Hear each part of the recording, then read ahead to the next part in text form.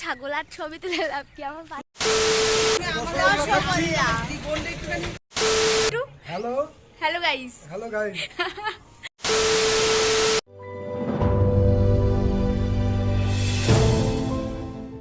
Hello everyone, welcome back to my channel. Good morning. এখন বাজে সকাল 4:37। তো সকাল সকাল বেরিয়ে পড়েছি ঘুরতে। সাথে আছে দাদা, মা আর দাদা আর বৌদি আর আছে, টোটাল 5 জন যাচ্ছি। তো কোথায় যাচ্ছি, কীভাবে যাব সব কিছু তোমাদের সাথে শেয়ার করব। তো চলো দেখতে থাকো। শুনশান রাস্তা, পুরো ফাঁকা রাস্তা। রাস্তাতে শুধুমাত্র কুকুর আছে আমাদের সাথে এখন, আর অনেকে মর্নিং ওয়াক করার জন্য উঠেছে। যাই হোক চলো যাই, বেশ ভালো লাগছে। অনেকদিন পর আমি, বাবা কারেন্ট অফ হয়ে গেল। অনেকদিন পর আমি এরকম সকালে উঠেছি, মানে এত ভোরবেলায় উঠেছি। যাই হোক কারেন্টটা অফ হয়ে গেছে। টাটা।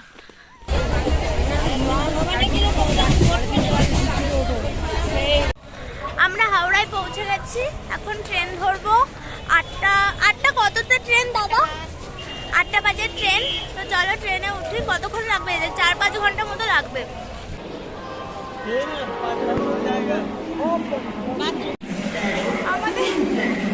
আমাদের ট্রেন দিয়ে দিয়েছে, এবার আমরা সিট খুঁজে বেড়াচ্ছি। কোথায় সিট আমাদের, বুঝতে পারছি না কোথায় বসবো। 4.5 ঘন্টা পর আমরা পৌঁছে গেছি যশোটি স্টেশনে। এখান থেকে অটো ধরতে হবে। অটোতে 300 থেকে 350 টাকা নেবে। তোমরা বার্গেনিং করতেই পারো, 200-250 টাকা এরকম করতেই পারো।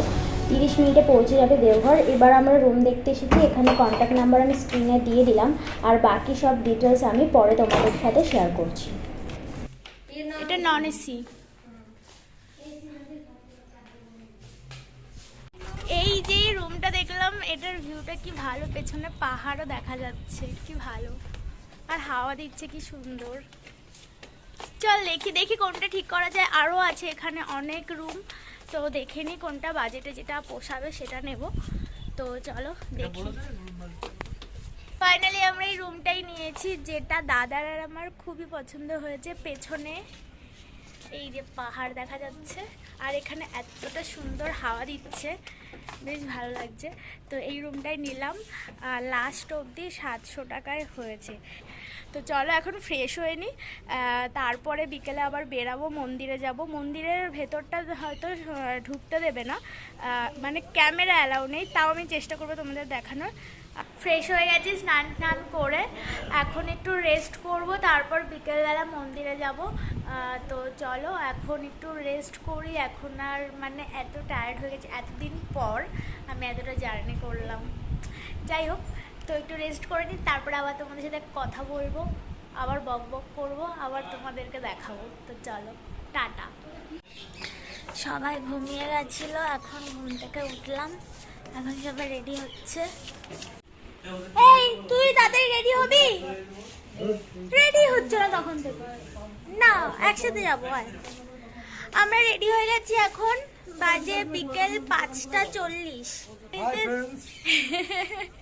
আর কিছু বলবে? সবাই ভালো আছো তোমরা? সবাই ভালো আছে, আমি বিন্দাস আছি। বিন্দাস আছে। ওকে ওকে ফাইন। হ্যালো গাইস বলে দাও একটু। Hello guys. এখন প্রার্থনা করার জন্য আমরা যাচ্ছি। এখানে টাইম টু টাইম সকাল সন্ধ্যে প্রার্থনা করা হয়। যত লোক এখানে ঘুরতে আসেন সবাই একসাথে বসে টাইমে প্রার্থনা করতে আসেন এখানে। আর কতটা শান্ত পরিবেশে সবাই ডিসিপ্লিন মেনে এখানে প্রার্থনা করে, তা না দেখলে তো তোমরা বুঝতেই পারবে না। যাই হোক, ভেতরে একদমই ক্যামেরা অ্যালাউ নেই, তাও তোমাদের দেখিয়ে দিচ্ছি প্রার্থনার জায়গাটা কতটা সুন্দর। কিসের চপ খাবি? মাশরুম। আমরা চা খেলাম, এখন আবার মাশরুমের চপ খাওয়ার জন্য যাচ্ছি। চপ মুড়ি খেলে স্ট্রিট ফুড খেয়ে কাটিয়ে দেবো, তাই তো? এখন কি খাবে বলো? একদম, এখন রসগোল্লা খাবো। এই রসগোল্লার দোকানে যাচ্ছি বন্ধুরা, আমরা খাচ্ছি, আপনারা দেখুন। হ্যাঁ, ওকে, থ্যাংক ইউ, গুড নাইট। না, আগে থেকে গুড নাইট কেন বলে দিচ্ছে? আগে থেকে গুড নাইট বললে হবে না। এখন আমরা রসগোল্লা আর লাড্ডু খেতে যাচ্ছি। তো চলো খাই। এখন রসগোল্লা খাচ্ছি, আপনারা দেখুন। রাতের ভিউটা দেখাচ্ছি তোমাদের, এতটা সুন্দর, একদম শান্ত পরিবেশ, খুব ভালো লাগছে। আর গন্ধে পুরো পুরো ঠাকুরবাড়ি চত্বরটাই পুরো মানে ফুলের গন্ধ, পাখির ডাক, দিনের বেলায় ওরকম পাখির ডাক, সব কিছু বেশ খুব ভালো লাগবে, শান্ত পিসফুল জায়গা।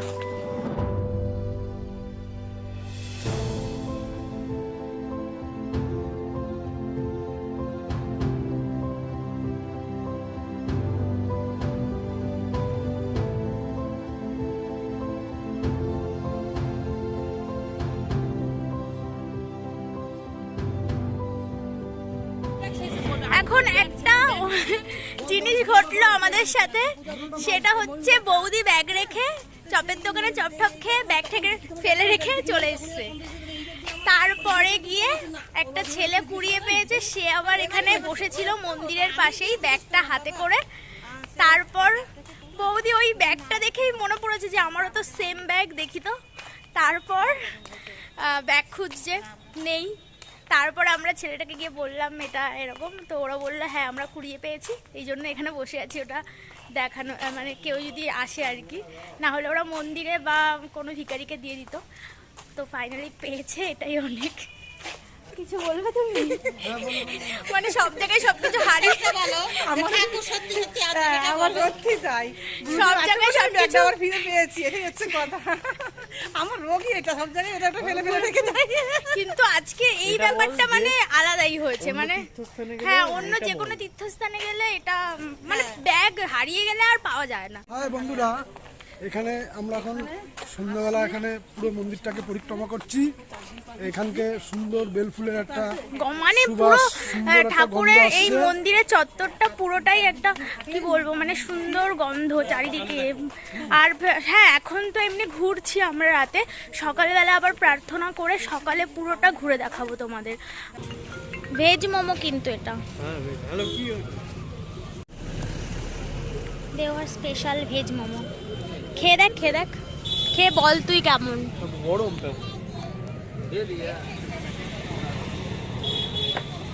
কেমন খেতে? ভালো।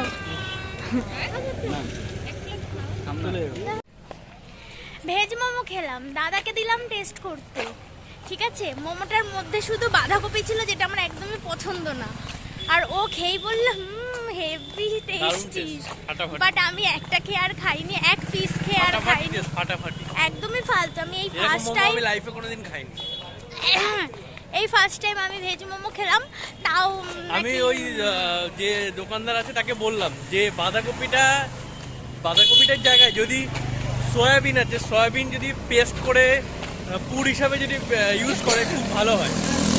ও ব্যাপারটা শুনলো, যাই হোক দেখা যাক পরবর্তীকালে কি কেমন করে। আর ঠাকুরবাড়ির চত্বরে পুরো ভেজ, মানে নন ভেজের কিচ্ছু পাওয়া যায় না। মিনিমাম 5 কিলোমিটার, 5 থেকে 10 কিলোমিটার পুরোপুরি ভেজ। তো এখানে যাই খাবো না কেন ভেজ। এবার আমরা কোথায় যাচ্ছি? প্যারার দোকানে। হ্যাঁ প্যারার দোকানে যাচ্ছি, দাদার স্পেশাল প্যারার জন্যই ও এখানে এসছে। প্যারার জন্য আমি এখানে অ্যাকচুয়ালি এসেছি, প্যারা খাওয়ার জন্য। ঠিক আছে চলো প্যারার দোকানে যাই।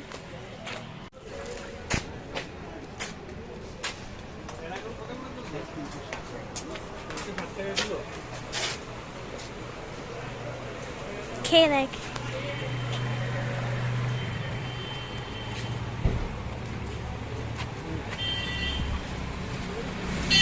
কেমন আগের টেস্ট আছে?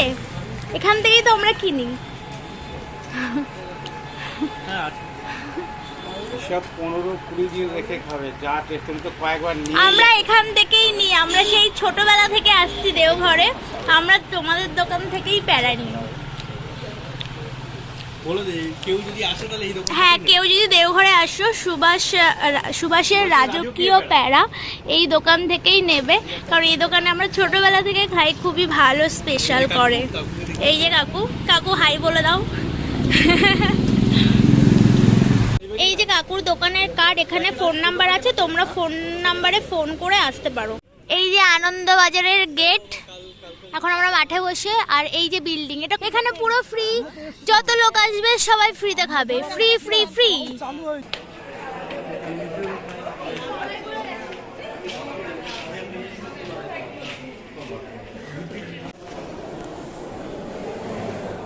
খা তাহলে। আমার পেটে জায়গা নেই, পেটে জায়গা নেই। আমারও পেটে জায়গা নেই, তাও এসছি, মানে কি আজব আমরা। যাই হোক, কি কি খেতে দেবে সেটা দেখানোর জন্য এসছি, আর কিছু না। চলো, এই তো গাড়ি চলে এসছে। ভাত দেওয়া শুরু হয়ে গেছে। ভাত আর আরে ডালের গাড়ি পেছনেই রয়ে গেছে। আমি বলবো অল্প করে নিতে, দেখে গাড়িটা অল্প, তাও অনেকটা দিয়ে দিয়েছে আমাকে।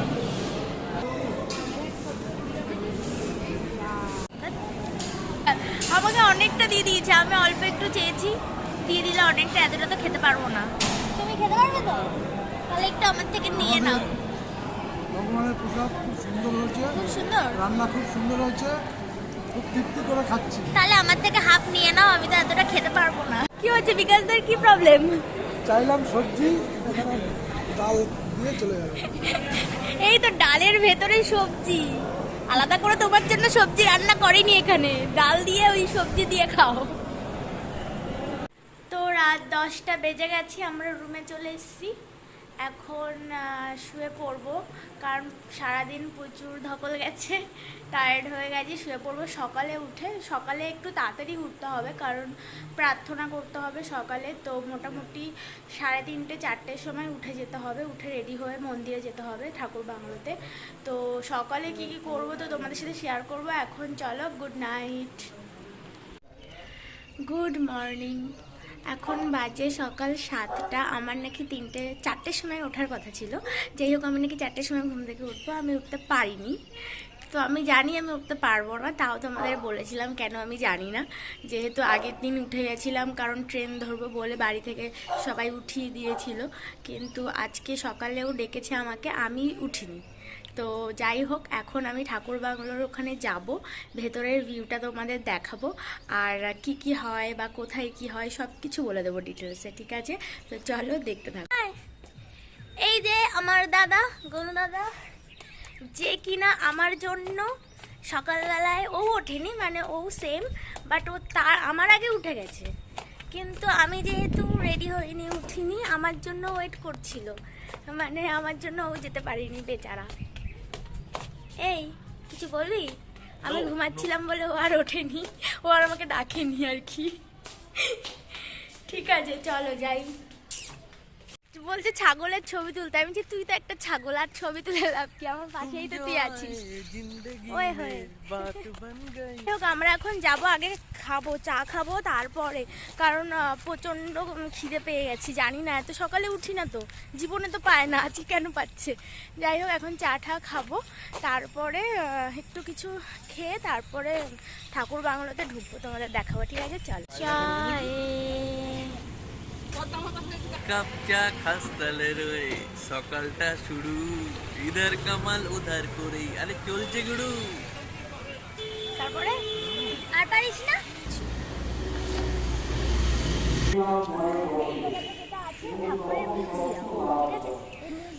ঠাকুরের যত রকমের জিনিসপত্র আছে, ইউজ করা জিনিস, ঠাকুরের অনেক ছবি, পুরোনো দিনের সব কিছু এখানে দেখতে পাবে তোমরা। এই যে মিউজিয়াম পেছনে, ঠিক আছে? চলো।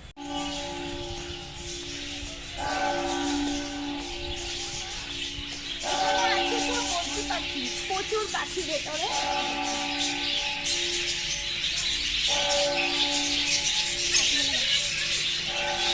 এইবার হচ্ছে টিয়া পাখি।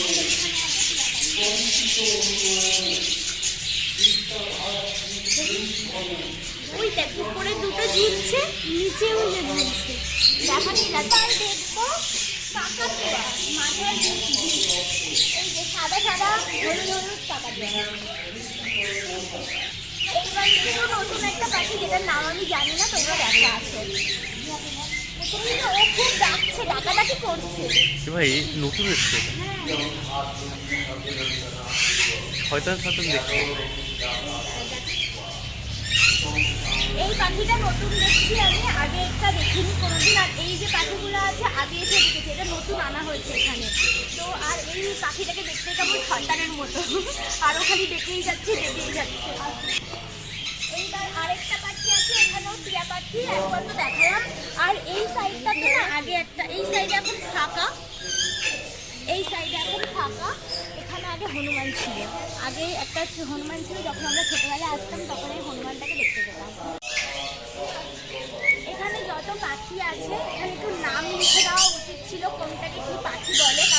পাখি আমি চিনতে পারিনি কি পাখি। তো চলো দেখাই, আমি নাম সেজন্য বলতে পারলাম না। আর এইটা দেখি,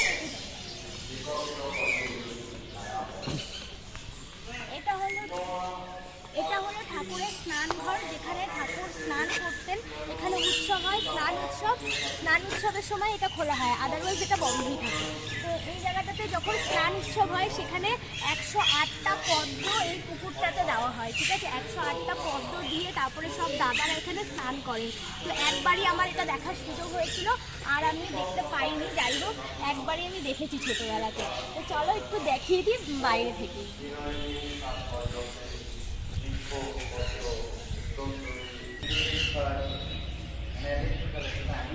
হয়ে গেল স্নান উৎসব দেখা। আর এই পাশটাতে আছে আরেকটা চিড়িয়াখানা ঠিক বলবো না, একটা বড় গার্ডেন যেখানে প্রচুর রকমের পাখি আছে। আর একটা ময়ূরও ছিল, ছোটোবেলায় দেখতাম, কিন্তু ময়ূরটা তারপরে আর দেখতে পাইনি।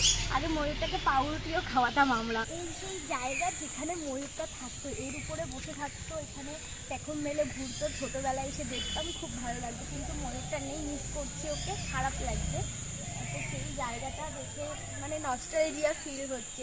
আর এই জায়গাটাতে, পুরো জায়গাটাতেই ছোটোবেলার এত স্মৃতি আছে, কারণ 20 বছর ধরে আসছি। তো এত স্মৃতি আছে ছোটোবেলার আমার আর দাদার। তো কালকে এটা নিয়ে কথা বলছিলাম আমরা। তো আজকে খুব ভালো লাগছে ঘুরে, যে আবার সেই ছোটোবেলার ফিলিংস আসছে। তো চলো আর কি আছে দেখি। এখানটার মিডিলে এখানটায় জল রয়েছে, যেখানে আগে কচ্ছপ, মাছ এগুলো থাকতো। তো এখন এটা দেখতে পাবো না, কারণ এটা ব্ল্যাক কালার, পুরো জলটা বোঝা যাচ্ছে না কি আছে না আছে। ছোটোবেলায় আমরা দেখেছি, সেটুকুনি জানে, তোমাদের বলে দিলাম।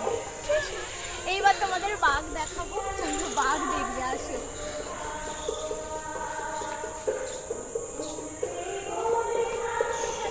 বাঘের লেজটাকে দেখে নাও, ঠিক আছে? দেখা তো বাঘ টেন্টে না। কেমন লাগলো বাঘ বলো?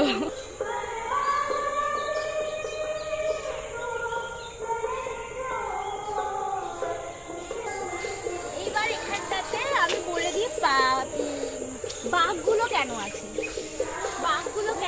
সেটা আমি বলে দিই। এখানে আগে যখন জঙ্গল ছিল তখন সত্যিকারেরই বাঘ ছিল। তো এখন যেহেতু এখানে মন্দির তৈরি হয়েছে, সব কিছু তৈরি হয়েছে, তো সেই জন্য আর্টিফিশিয়ালি এখানে বাঘ তৈরি করে রাখা হয়েছে এখন। চলো আর কি আছে দেখাই। দাদা আমার ক্যামেরাম্যান, দাদা এখন আমাকে ছবি তুলে দেবে। চলো ছবিটা তুলে। তো এখানের ওয়েদারটা তো তোমরা জানোই কেমন। ওয়েদার এতটাই ভালো, শান্ত। আর এখানে ওয়েদার চেঞ্জের জন্য অনেক মানুষ আসেন যারা অসুস্থ। তো তোমরা নিশ্চয়ই শরৎচন্দ্রের ওই গল্পটা পড়েছো, দেওঘরের স্মৃতি। শরৎচন্দ্র চট্টোপাধ্যায় এখানে এসেছিলেন ওয়েদার চেঞ্জের জন্য, ওনার শরীর অসুস্থ হওয়াতে। তো এখানটাতে ওই গল্পটা ছোটোবেলায় পড়েছি, তখন দেওঘরে আসতামও। তো গল্পটা পড়ে আলাদা একটা ফিলিংস হয়েছিল, যে যেখানে আমি যাই সেইটা তুলে ধরেছেন বইতে। যাই হোক, ওই গল্পটা তোমরা জানলে অবশ্যই জানবে দেওঘরের ওয়েদারের ব্যাপারে। তো এত ভালো ওয়েদার আমাদের, লিটারেলি সকালবেলা ঠান্ডা, মানে সারাটা দিন ঠান্ডাই লাগছে, মানে এরকম কোনো গরম নেই। এত গরমে এসছি কিন্তু কোনো গরম ফিলিংই হয়নি। তো চলো আর কি আছে। ঠাকুর বাংলোটাও তোমাদের দেখিয়ে দিই। ওটা মেন বাংলো, যেখানে ঠাকুর এসেছিলেন প্রথম, সেইটা তোমাদের আজকে দেখিয়ে দিই। চলো আসো। সেই ঠাকুর বাংলো, যেটা ঠাকুর প্রথম এসেছিলেন, এইটা এখান থেকে দেখে নাও। এই যে জাম গাছটা দেখছো, জাম গাছের ঠিক নিচেই ঠাকুরের ওই ঘরটা রয়েছে। সিকিউরিটি আছে ওখানে, ভেতরে দেখাতে পারবো না তোমাদের, তাই পেছন দিয়ে দেখিয়ে দিচ্ছি। তো ভেতরে ঠাকুরের সেই আগেকার দিনে যেরকম বিচুলির ছাউনি, বা বিচুলি নয় সরি টিনের ছাউনিতেই ওটা রেখেছে, কারণ ঠাকুর ওরকমভাবেই ছিলেন। তো ওইভাবেই ওই ঘরটাকে রাখা হয়েছে, কোনো কিছু মানে আলাদা করে দালান ঠালান করা হয়নি। তো আর কিন্তু ভেতরে গিয়ে দেখাতে পারবো না, এখান থেকে দেখে নাও। ওই যে জাম গাছ আর ওই যে টিনের চাল, ওটাই ঠাকুরের বাড়ি। মন্দিরের পুরো চত্বরটাতে ঠাকুরের যত বাণী লিখে গেছেন, সেই বাণীগুলো প্রত্যেকটা জায়গাতে দেওয়া রয়েছে। এই যে যেরকম ওখানে লেখা আছে, তোমরা সব রকম ভাষাতে এটা পাবে, বাংলা, ইংলিশ, হিন্দি, সব রকম ভাষা না, 3টে ভাষাতেই মেবি পাবে, সব রকম ভাষাতেই। তাহলে সব রকম ভাষাতেই এখানে আলাদা আলাদা করে সব জায়গায় এরকম বাণী লেখা আছে। এখানে এসে পড়তে পারো বাণীগুলো, কারণ আমাদের সবসময় বই পড়া হয় না। তো এখানে এসে ঘুরতে ঘুরতে যতটা ঠাকুরের বাণী পড়া যায় ততটা ভালো। তো সেই জন্যই এই ব্যাপারটাকে করা হয়েছে। এই দেখো ইংলিশে লেখা আছে, ঠিক আছে, আরও বাণী দেখাচ্ছি কী কী ভাষাতে আছে। এটা মেবি উড়িয়া ভাষাতে লেখা আছে, এটা বাংলাতে লেখা আছে। আর বলি যখন প্রার্থনা হয়, প্রার্থনার শেষে ঠাকুরের সত্যানুসরণ পাঠ হয়, তখন মোটামুটি কালকে যেটা দেখলাম অনেকগুলো ভাষাতেই ওটাকে বলা হয়। প্রথমে বাংলা, তারপরে আস্তে আস্তে প্রত্যেকটা ভাষাতে সত্যানুসরণটা পাঠ করা হয়।